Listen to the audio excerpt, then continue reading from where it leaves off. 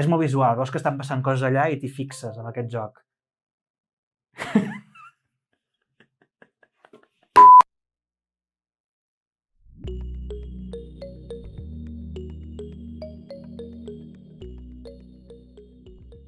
Benvinguts i benvingudes a la Casa del Joc. Avui us portem el top 10 de jocs que ens serveixen per introduir el nostre amic, amiga, familiar, que no acostuma a jugar a jocs de taula, al món dels jocs d'una manera paulatina, senzilla i que pugui ser atraient.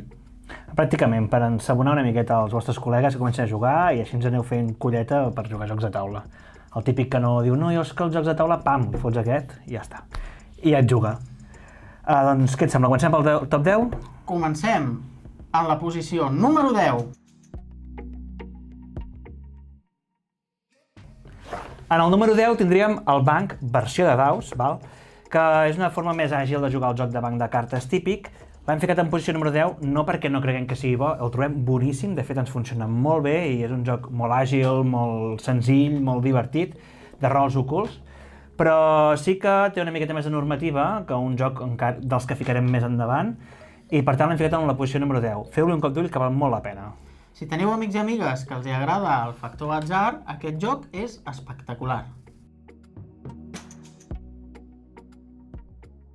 A la posició número 9 trobem Skull and Roses, un joc on cada jugador va jugant les seves cartes boca baix fins que un dels jugadors decideix fer una aposta sobre quantes roses podrà destapar sense trobar-se cap calavera.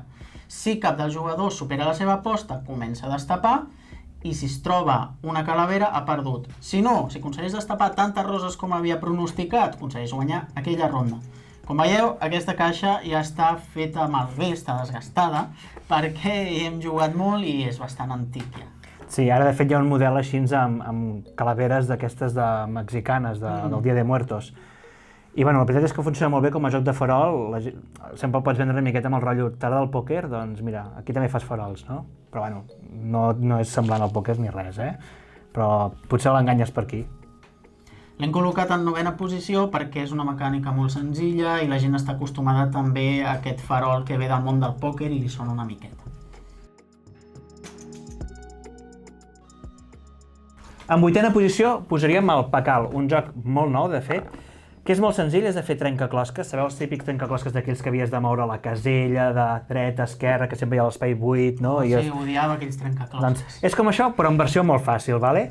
Gairebé podríem dir que és una cursa a veure qui el fa primer, el trencaclosques, cadascun té un, i hi ha diferents trencaclosques anar fent, i cada cop es fa més difícil. Però no us preocupeu, que no és tan difícil com aquells minijocs, Està fet d'una manera que és molt senzilla, molt de memòria, hosti, recordo que aquí hi havia això i tal, molt xulo, molt fàcil, molt vistós, de colorets, i realment agrada molt. S'aprèn amb res, amb un minut d'explicació al joc, vull dir que normes senzilles, molt accessible. A més és un joc curtet, les partides duran 20 minutets, o sigui que ideal. Molt recomanable. En 7ª posició tenim El rei dels daus, un clàssic ja en aquest canal que si no sabeu com es juga teniu un tutorial, us deixarem aquí la caixeta de descripció. Bàsicament és un joc on has d'aconseguir convèncer a uns vilatans perquè formin part del teu regne a través d'unes tirades de daus i per convèncer cada vilatà doncs has de complir unes condicions.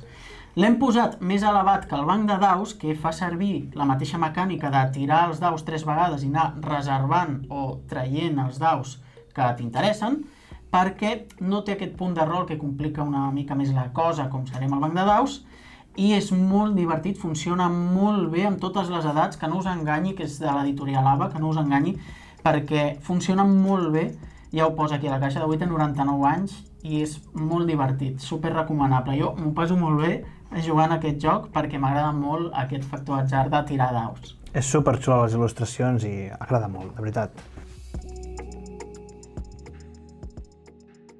En el número 6 tindríem l'Ubongo, que també s'ha redissenyat una altra vegada el joc, ja fa molt temps que el tenim aquí. Un clàssic, Un clàssic. L'Ubongo, a mi el que m'agrada pràcticament és el fet que hi ha uns trencaclosques una miqueta com el Pakal, però és una miqueta més complicat fer aquests trencaclosques perquè has de tenir una percepció espacial una miqueta més desenvolupada. Sí, podríem dir-ho així. No és difícil, les normes són molt senzilles i podeu jugar pràcticament a fer els trencaclosques i ja estaríeu contents. L'hem ficat aquí perquè és una miqueta més fàcil que el Pacal realment i que és molt vistós i fer trencaclosques tothom en sap fer i tothom li agrada, per tant és una bona A més és bastant rejugable perquè tens nivells de dificultat i si trobes doncs, que el fàcil ja el tens assumit, passes al següent nivell de dificultat i t'engresca més.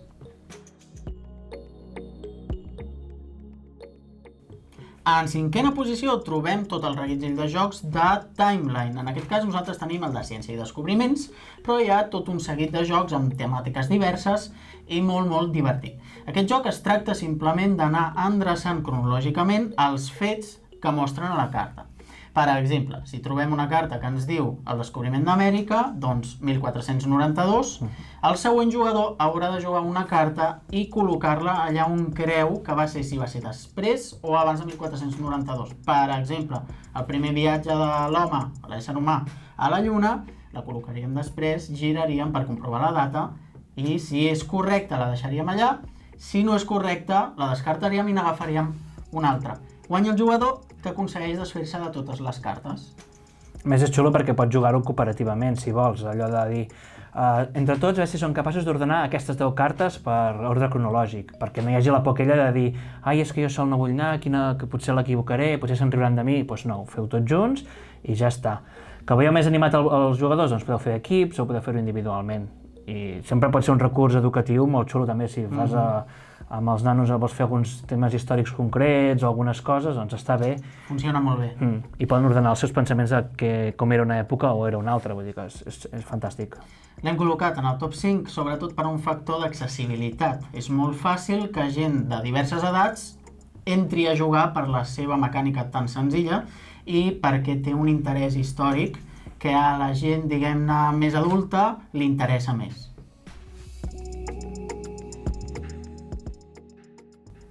Amb el número 4 tindríem el Codi Secret, segur que el coneixeu, és un joc molt senzill, molt party, i que podeu jugar-lo amb equips, és pràcticament un joc d'intentar fer entendre als teus membres de l'equip quines cartes de les que hi han posades damunt de la taula, que són paraules, hi ha una versió d'imatges, però ara parlem de les paraules, donant-li una pista quines són les cartes que haurien de seleccionar. Sembla una mica un concurs de televisió, en realitat, però és molt xulo fer aquest punt d'enginy i d'intentar ajudar. Si veieu algun jugador que li costa una miqueta per la vergonya de jugar, de dir ai, que no em vull equivocar i tal, doncs que formi part dels que han d'encertar-ho, dels que han de marcar, perquè així són 2 o 3 que debaten. Això ajuda molt, poder jugar en equip a vegades per cridar, participar, funciona molt bé, perquè hi ha molta gent que té aquesta por, de no saber jugar, de fer les coses malament, i això és una barrera que amb aquest joc podem treure.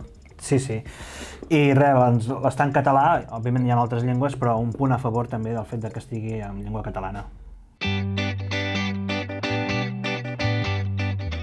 I arribem per fi al top 3 de jocs accessibles. En tercera posició, les Speed Cups. En aquesta edició trobareu que hi posa Crazy Cups, perquè és una edició antiga que vam comprar a França, i actualment el trobareu amb el nom de Speed Cups. És un joc super senzill, super bàsic.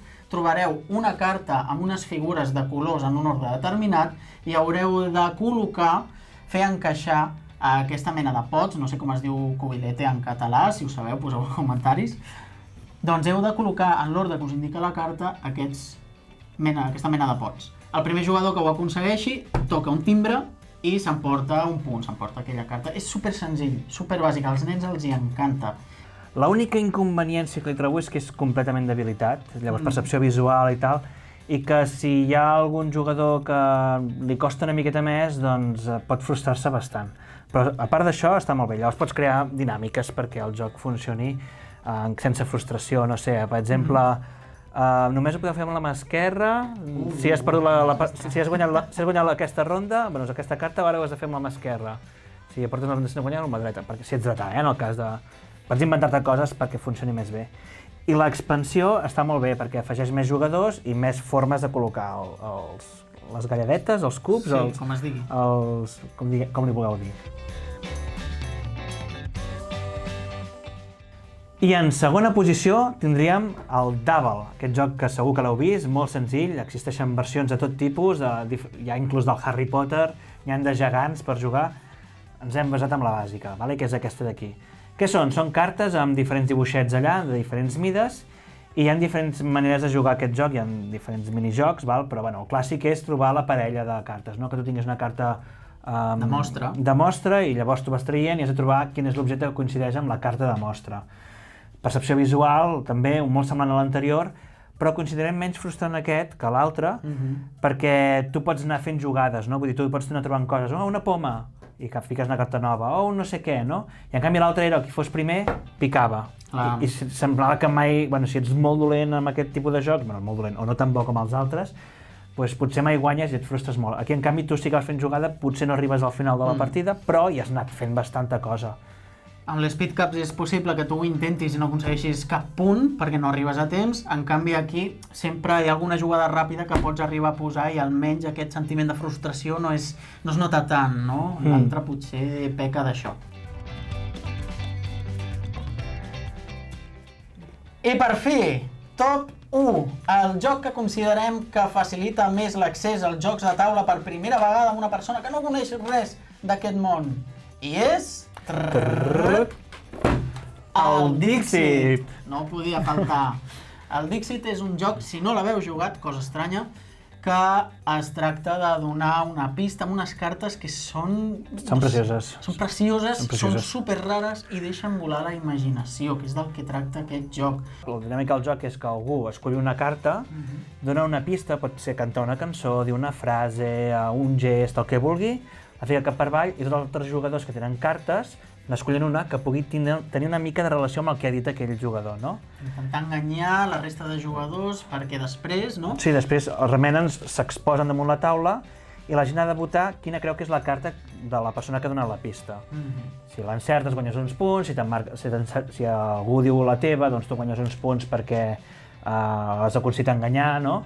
Però és xulo per dir, ostres, jo aquesta persona crec que pensaria així i per això he ficat aquesta carta, no? I una miqueta, doncs, treballes l'empatia, entens com pensen les altres persones, és molt xulo, t'has cregut que era la meva, no sé què, aquestes dinàmiques que surten, i és un joc que d'estètica es veu com, no et diria infantil, però com que té aquest punt somiador... És oníric, són il·lustracions oníriques, és molt bonic. I és xulíssim, de fet, ara cada carta és una obra d'art, pràcticament. Es poden comprar cartes com a expansió, però quasi podria dir-te com a col·leccionisme, perquè és que són precioses les il·lustracions. No sé, trobeu una dona gegantina així que dormint damunt del mar, o jo què sé, hi ha moltes cartes així especials. A més, ens dona un munt d'oportunitats perquè és deixar anar la imaginació. Per exemple, una activitat que podeu fer amb nens o adolescents, que funciona superbé, és amb una carta qualsevol, de les que hi ha al joc, que intentin fer una història curta, un poema, un conte sencer, si volen, a través d'aquella carta. I arrel d'això, tiren i tiren i tiren. No sé, jo el trobo un joc espectacular i magnífic. Sé que és un tòpic, sé que la gent el coneix i que hi han jugat molt, però és que no trobo un joc que m'hagi servit tant per iniciar a la gent als jocs de taula com el Dixit. Bé, aquí acabaríem el que seria el top 10 de jocs per introduir les persones a jugar. Aquelles persones, com hem dit, que normalment no juguen a jocs de taula, doncs potser amb aquest els enganxeu, o com a mínim tenen una bona experiència i no se'ls fa estressant el fet de jugar un joc de taula diferent del que potser coneixen. I trencar estigmes també, perquè la imatge del joc de taula és la típica dels jocs clàssics, que estan molt bé, però hi ha tot un món molt gran i que, bueno, aquí potser poden entrar. Passes d'un extrem a l'altre, potser, no? Passes d'un parxís oca a la idea de la gent que n'entén molt de jocs de taula, que són jocs grans, complicats, no? Un Dungeons and Dragons, un rol. La gent té molta aquesta concepció de passar d'un extrem a l'altre, i ja hem vist hi ha molts graus intermitjos. Aquí a la Casa dels Jocs treballem en ensenyar molta varietat. I si us ha agradat aquest vídeo, primer de tot, deixeu un bon like.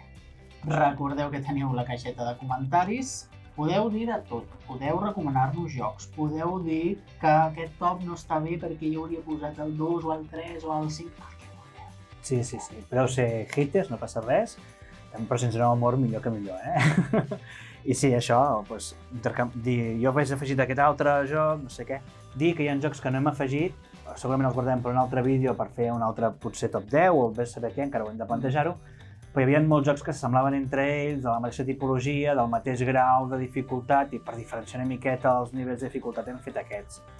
Però bé, ara se m'acuden molts títols, però no en vull dir cap, ens els guardem per un altre vídeo. Ens ho guardem, tenim una bala a la recàmera encara, i res, us deixem aquí, esperem que us hagi agradat i ens veiem en el proper vídeo de la Casa del Joc.